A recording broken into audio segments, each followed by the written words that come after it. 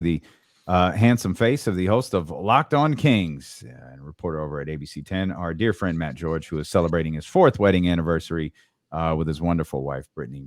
Happy anniversary to the Georges. Hey, thank you.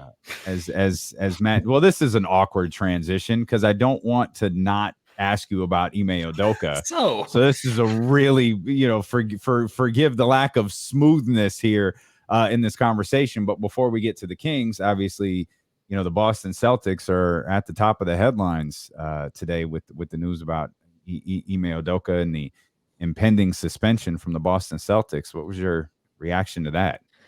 I think what's funny was the reaction was the same kind of that you had, that I saw Jill had on social media. And I think a lot of people's first reaction was, especially people who don't follow the basketball world, and that was, what did he do to Nia Long? Like, what happened? Like, and Nia was the first thing that I saw brought up consistently. And it was funny, I was in the ABC 10 newsroom at the time, and we're discussing this story, and one of our anchors, his name is Chris, just one of the sweetest people on the planet, doesn't really follow sports.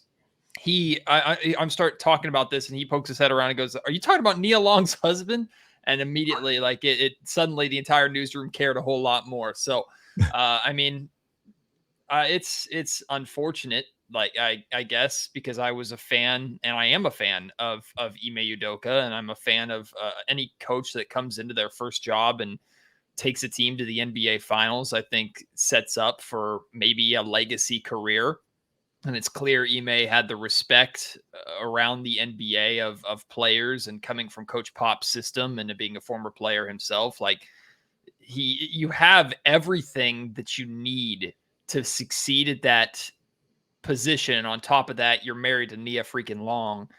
But we all have our demons. We all have our issues. And unfortunately, this came to light. And I think the vagueness of Woj's tweet led to a lot of speculation and a lot of jokes. And I know social media is going to be social media, and for a lot of people, it's a coping mechanism. I just think it's funny how there are so many people, so many Twitter accounts that I know of that are so, like, they crack jokes about nobody watches or pays attention to the WNBA or women's sports, or they'll mock people for watching The Bachelor or The Bachelorette. But as soon as there's a potential scandal about an NBA head coach out there, they're refreshing Twitter, like they're flipping through like a Vogue magazine or something like that. So we all love the drama when it pertains to our world or our interests to some extent. So last night, the NBA became a little bit of a Hollywood, like, Housewives show or something like that. I don't know. A little TMZ action there on basketball Twitter last night. A little bit. Not that it really matters, but I don't think they're married. I'm not even sure they're engaged. Are they engaged? I thought they were married. Yeah, they've been married since 2010, I thought. I didn't think they were married. I don't know. They have a kid together. As my old friend Ken, for a long time, but I didn't think they were. Ken Rudolph would say, "To the internet." Yeah, I looked it up last night, and it says since 2010, I believe. I know they've been dating for like 14, 15 years. I don't know if they're married. No, they're not. They have been together since 2010. Oh. They've been engaged since 2015, but according to Nia Long, they have no plans to marry. Yeah, I remember hearing all that. And I was like, oh, okay. It happens. Well, all right. None of my business. I still question Ime's decision making, but yeah, this is a little awkward there. Let's shift our attention to. Though I hate shifting my attention off Nia Long, I'm going to have to close this page. Let's shift our attention towards the Sacramento Kings. We were talking about Rashawn Holmes yesterday, and we're pleasantly surprised when the show wrapped up to see you had just posted a podcast regarding Rashawn Holmes, and birds are chirping about how well Rashawn looks in these players only runs. Yeah, I got a word from someone close to the situation that Rashawn has looked really impressive in his pickup games. Now, we've been seeing pictures of Kings pickups from the Kings account for the last couple of weeks. And as far as I understand, that Rashawn has recently joined them. I don't know what that means, if that was a couple days ago or just this week or whatever recently means. But he has recently come in and joined the likes of Chima and Fox, and Sabonis has just now joined the team, and Harrison Barnes has spent a little bit of time with the team, but we've seen like Kevin and Davion have been there basically the entire time. Keegan's been there. Keon has been there basically the entire time. But apparently in the however much time Rashawn has been there participating in these pickup games, that he has looked really, really good. And I mean, I said in the podcast too, and a lot of people responded to the tweet that I put out initially reporting this, that it's that kind of posturing time of the season, right? We've already gone through the off-season mixtapes where everybody looks like they're in the best shape of their life. And I referenced like Scal Labissiere looking like the Hulk coming into training camp. And then we also brought up, like, remember when Jabari Parker was the greatest thing happening in Kings training camp? And I'm sure you guys referenced this as well. Right. And then he never really played. So like, this is all, you take everything with a grain of salt. This is not a report that Rashawn Holmes is suddenly in the mix for a starting spot. Maybe he still is. Maybe he always has been as a starting 4, starting 5 next to Sabonis. I have no idea. But I think the way I interpreted this and the way it was delivered to me was, look, Rashawn is coming off of a horrendous year last year, not just basketball wise, but everything that he dealt with off the floor. I have no idea what kind of mental health effect that had on him. Plus, he got stabbed in the eye 97 times. Like, he's coming off of a just rough season, an outlier season, in my opinion. And a lot of fans, I know it's recency bias. It's what have you done for me lately? And it's easy to forget sometimes when you're going through a rough season what the player did to get to that point. And Rashawn was so damn good for the Sacramento Kings to earn that starting spot, to earn the contract that was still a bargain compared to what he was looking for. That, like, I believe that's who Rashawn is, not what happened last offseason. There's so many outliers to point to that say, okay, last season is kind of a throwaway in a lot of ways. So I get this report, and the way I interpret it is, look, we know Rashawn went through a tough year last year, but he's come back, he's in shape, he's focused, he's playing well. We're excited about that. Like, that's how I interpreted the report. Not that Rashawn is in the best shape of his career, as I know so many people hear and say around this time of year. Do you think Rashawn Holmes has an opportunity to start? We've heard that talked about a little bit, but do you think that he has an opportunity to start at power forward on this team ahead of Keegan Murray? Do you think, and I say that saying, like, do you think the games, the style of plays between him and Sabonis could work where you have Rashawn Holmes starting at the 4? Or do you see him coming off the bench as your backup center? I personally think that Rashawn would be like almost overqualified. He'd be a great backup center for this team. And that's kind of where I want to see his role with this team. But who knows? I mean, maybe he is a 4 next to Sabonis. Do you see that being a possibility? Yeah, Katie, those are two kind of separate questions for me, because does he have an opportunity? Absolutely he does, with his work ethic and with his mindset. And with, I mean, I'm expecting a very focused Rashawn Holmes. I'm expecting someone, I want Rashawn to come into camp the same way I want Davion Mitchell to come into camp, which is, I'm going for this spot. This is my spot.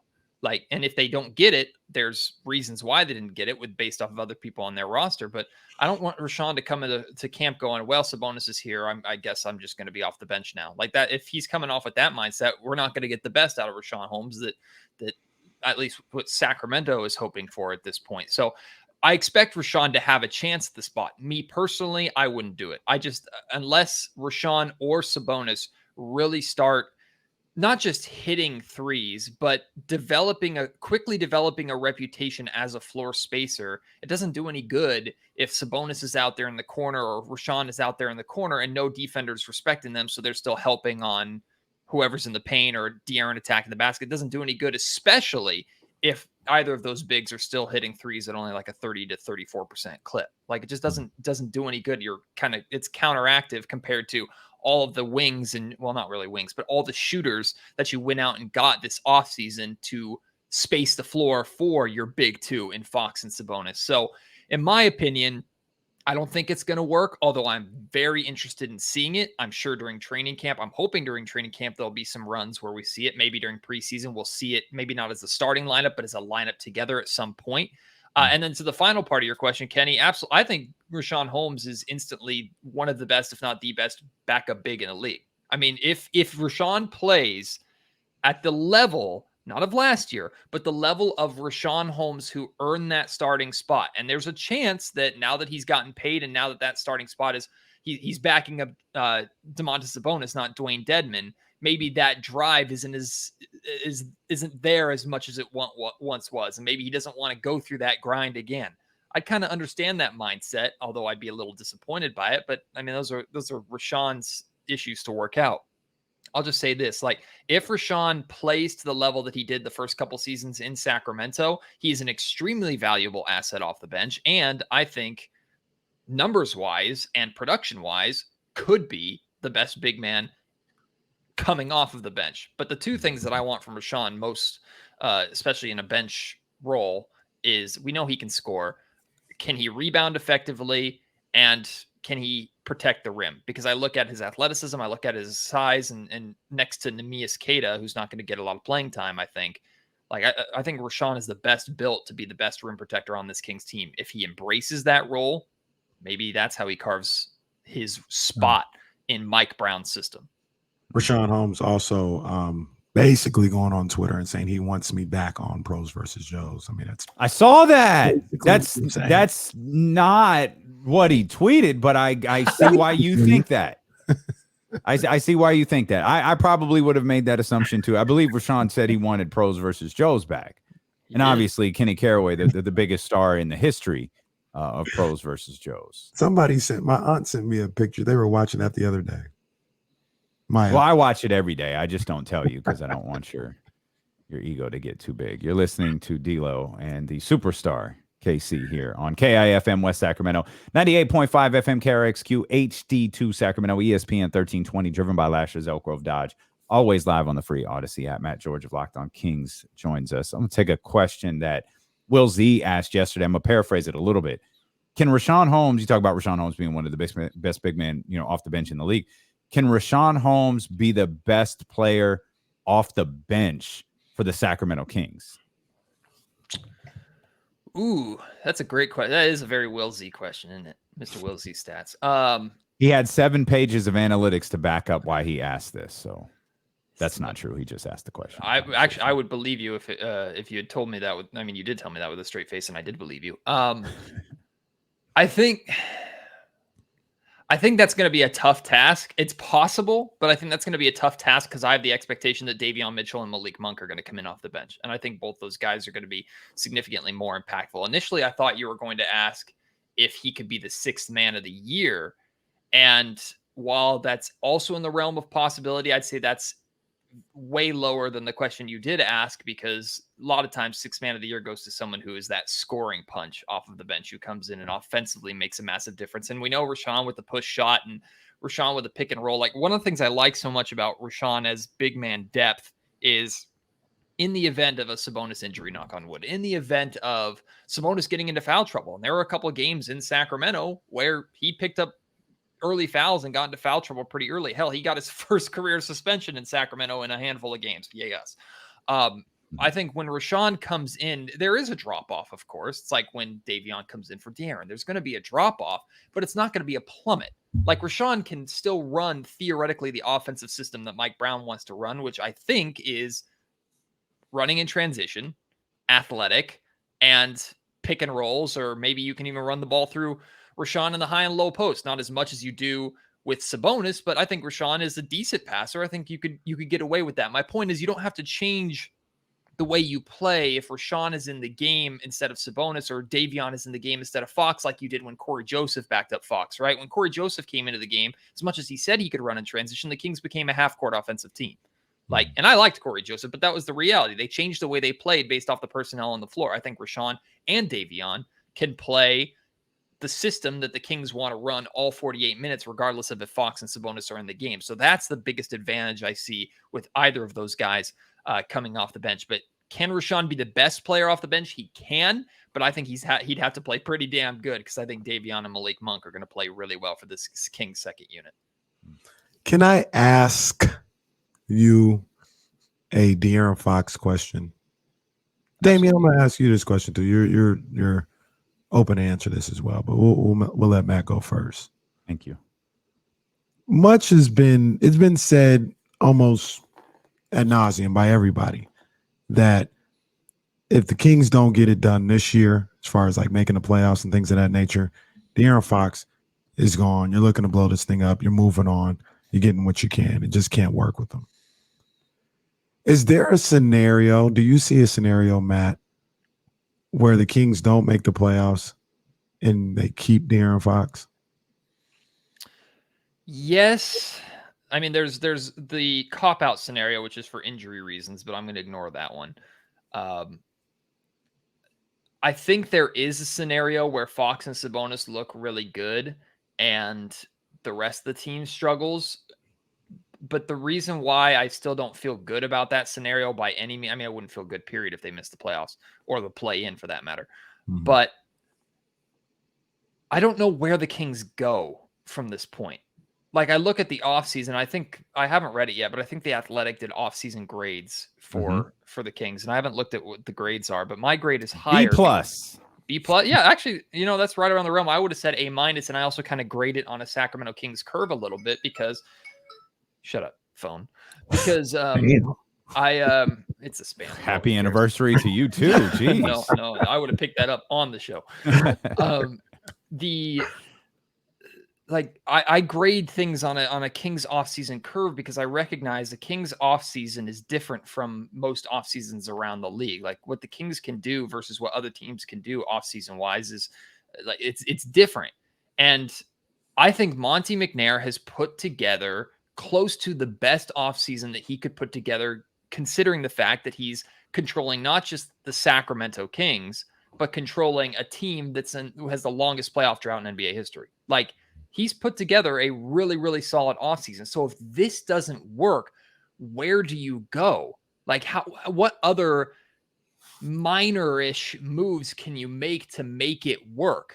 To me, you have to make a big move to restart, and your big move is more than likely moving on from Fox, even if it's not Fox's fault. Like, there are scenarios where De'Aaron Fox has a great season and it doesn't work. Like, I hope that's not the case, because I personally believe if De'Aaron Fox is having a great season, the Sacramento Kings are going to be winners. Like, and I've said that before. When De'Aaron Fox is playing great, I think the Kings are going to win. When De'Aaron Fox is playing good, I think the Kings can win. That's the biggest difference this season. But I don't know, short of, I mean, maybe moving on from Sabonis, but at that point, he's on the final year of his contract, and how valuable is that? I have no idea what Sabonis's situation looks like in this hypothetical scenario. So, Kenny, yeah, I think there is a scenario. I just don't think it's a good one for Sacramento. I don't think that the Kings are in any kind of position of power in that scenario. I'm looking at the Athletic article. I had that pulled up, and Zach Harper lists last year's players to this year's players, and it really is almost jarring to see, like the way he laid this out. Like, Mo Harkless was upgraded to Kevin Huerter. Justin Holiday was upgraded to Malik Monk. Jeremy Lamb was upgraded to Keegan Murray. And in terms of position rankings, Josh Jackson's probably upgraded to Terrence Davis. That's quite the upgrade at that wing position there. Now, I know it's not perfect for everybody, and there's flaws all around with the Harrison Barnes situation, but seeing it, with all due respect to those guys, Mo Harkless to Kevin Huerter, Justin Holiday to Malik Monk, that's like, yo, he really did do some work this offseason. Yeah, he did.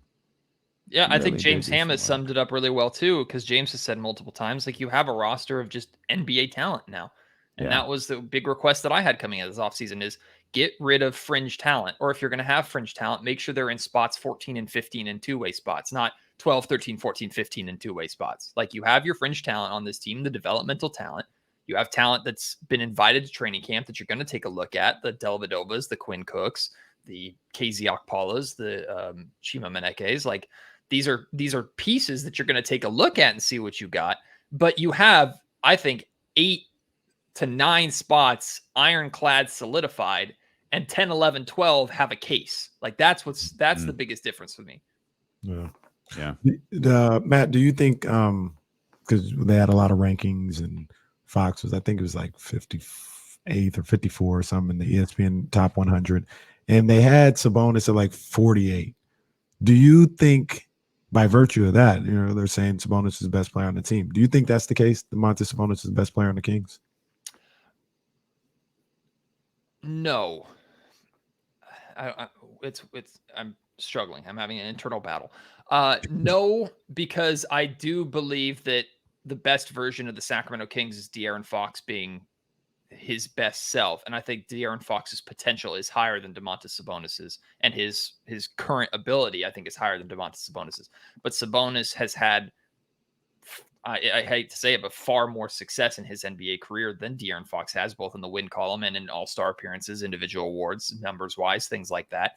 So I understand why the rankings are that way. I understand why Sabonis is higher than Fox. But I think it's telling that, and I did a podcast episode on this, and a lot of people kind of rolled their eyes at it, and I turned it around on them and said, hey, it's late August content, leave me alone. But this idea that it's De'Aaron Fox's team or Domantas Sabonis's team, and neither of them, nobody in the organization is really looking at it that way, but we never question that, right? When Sabonis was traded here to Sacramento, it was always, okay, Sabonis is coming here to work with Fox, to pair with Fox. And it wasn't hey, Sabonis, you're playing second fiddle to De'Aaron, or you have to do everything you can to make De'Aaron look good. It's De'Aaron has a partner that he's never had before, and they theoretically and hopefully will bring out the best in each other. And I think we saw flashes of that right away before they even really knew what they were doing together on the floor in the handful of games that they played together at the end of last season. So I think De'Aaron Fox is the better player. I think the best version of Sacramento is De'Aaron Fox as the better player, but the rankings didn't really bother me, if that makes sense. Yeah, for sure. Not as much as the point guard ratings did. Those CBS point guard ratings that got under my skin, D'Lo. What? I don't understand. What got to you? Oh, I don't know. What was so upsetting? Maybe Cade Cunningham being higher than De'Aaron Fox. Maybe. And look, I spent a lot of time talking about this on my pod. I am a big fan of Shai Gilgeous-Alexander. I think Casey, you put it perfectly yesterday. De'Aaron and Shai Gilgeous-Alexander are on the same tier. Like there's no scenario where Shai Gilgeous-Alexander is 10 to 11 point guards better than De'Aaron Fox is. That's just not a thing. Right. Like, and the fact that, like, if Shai played for LA, and he did, he started his career with the Clippers, but if Shai played in LA or Shai played for a winning franchise, it's like, okay, I see the cop out reason why. Well, that's not the real LA. Damn. We all know that. I mean, come on. Damn. The Clippers aren't going to get that. The LA side chick. Sorry, the LA side chick. Oh my God. But let's not say that today. That's a good point. Read the room, Matthew. Read the room. Sorry, it's my anniversary. I'm good. But like, Shai plays for Oklahoma City. And when he's played, he's played very good. But like, I get the argument nobody's watching Kings basketball. Is anybody watching OKC basketball? Now, I would have watched OKC basketball if Chet Holmgren was playing. He's not. I'm not going to watch OKC basketball anymore, even with like Giddey and if Shai's playing. Like, cool, I don't care. Like, so I get nobody's watching Kings basketball. That's abundantly clear with how little respect De'Aaron Fox gets, or how he's just dismissed because he's a Sacramento King. But people are watching OKC basketball enough to think that Shai Gilgeous-Alexander is the 11th. I think he was the 11th best point guard in the NBA when Fox is 22. It's like, give me a break. It doesn't matter. But that's the thing. It's only a matter of time before they stop making these lists, because Tyrese Halliburton is so much better than everybody else. It's true. Like, here's the list for the 10th straight year of the greatest point guards in the league, and it's Tyrese Halliburton at 1, and it's like, we can't make a rest of the list because they all pale in comparison to how great Tyrese Halliburton is. He's not wrong. See, what I heard is that Tyrese is going to transcend positions. Like, he's going to join the likes of like Magic, where Tyrese isn't a point guard. Tyrese is just a god, That's what I heard. He's close. He's close. Like, he probably one more off season. Another 30 and 52 record from the Indiana Pacers, and I think he'll be there. Even NBA 2K loves Tyrese Halliburton because, I mean, everybody's going through their Kings franchises right now. I'm like 2 months into mine, and the Indiana Pacers are second in the Eastern Conference. Come on, man. And Tyrese is averaging 28. I'm like, okay, 2K. Nah, man, come on. No, I'm not kidding you. I'll bring it up. I'm not kidding you. And the Utah Jazz at one point, this was my old franchise that I deleted because I got off to such a bad start. Wow, you're one of those guys. Oh, absolutely. You kidding Matt me? threw the controller. You're damn right. Matt's a controller thrower. I was, first off, 2K, we got to talk because y'all made Davion Mitchell terrible in that game, and we got to talk. And Keegan Murray's bad too because he's got the slowest release on the planet. But Davion Mitchell can't hit a shot. So we've got to go, and Why? you've got to go celebrate your anniversary. It's I hope you're George coming next week. I hope you're changing clothes too. You're not wearing that out, are you? Come on, Tiger Woods romance. Okay. Ooh. All right. All right. you're not doing- All right. Yeah, Matt's having a tough day.